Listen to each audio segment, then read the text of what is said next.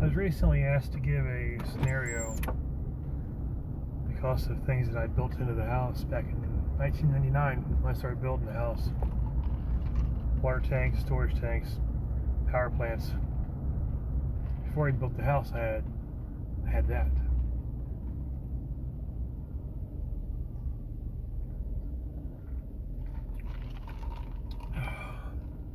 You'll see more of this tomorrow, Saturday.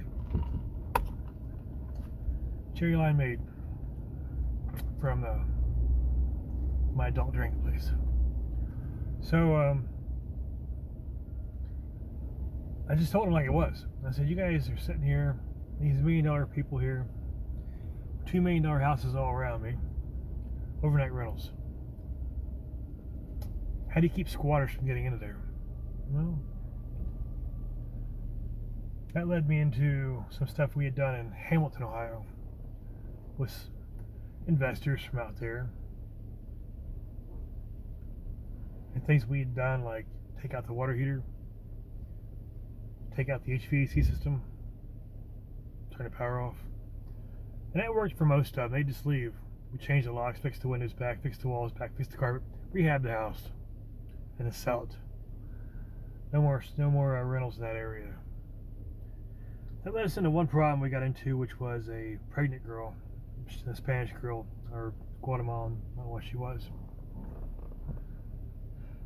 Took out the water heater, lost the hot water. Took out the HVAC, lost the heat. The house started freezing over.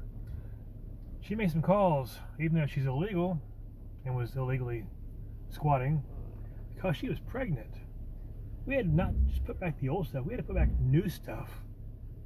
And it was I was just a property manager there, enforcer.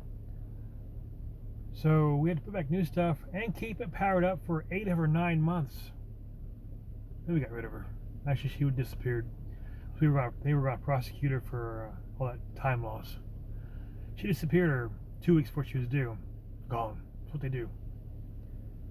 Once that gets into this Gatlinburg area, because all these houses haven't been rented for months.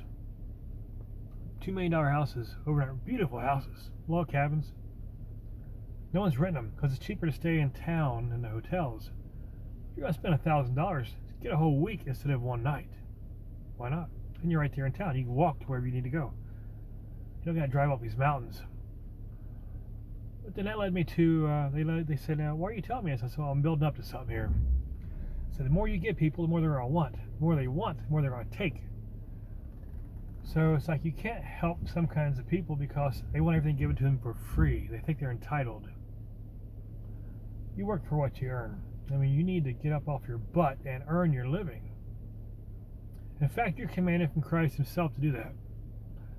There's words he says about you that Benjamin Franklin did not take out when he had his printing press. That man took out entire chapters. Let's get rolling here. Let's get rolling. He took out entire chapters because he had the only printing press there was. People believed he was right. Just checking that job site, making sure that people are actually showing up to work today. They are. They're pulling up behind me.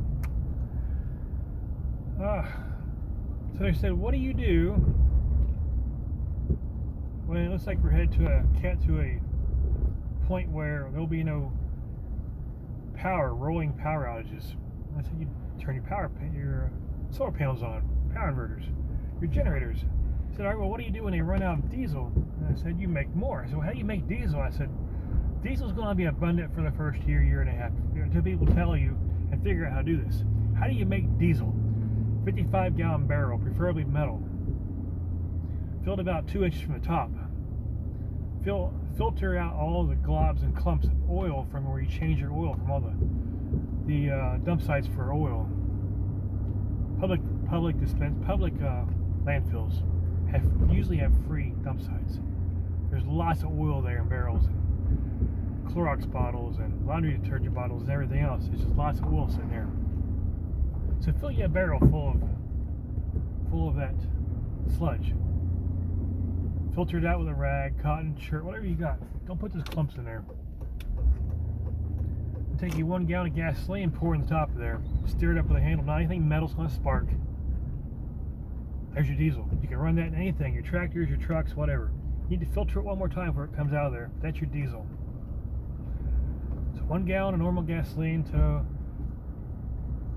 48 gallons of diesel, of sludge oil, and mixed up real good.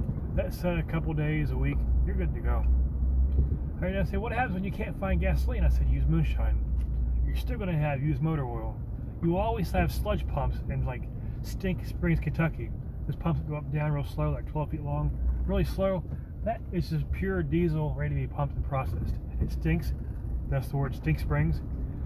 But how do you get the moonshine? Well, you come to Tennessee, you learn how to make your moonshine. There's your abundant supply of fuel. You will have transportation. Diesel transportation. That's all there is to it. Simple as that. And they're like, how do you make water from air? I said, well, that's a different process, but I'll teach you that too. I'm here where I've got to go today, so I'll tell more about this later.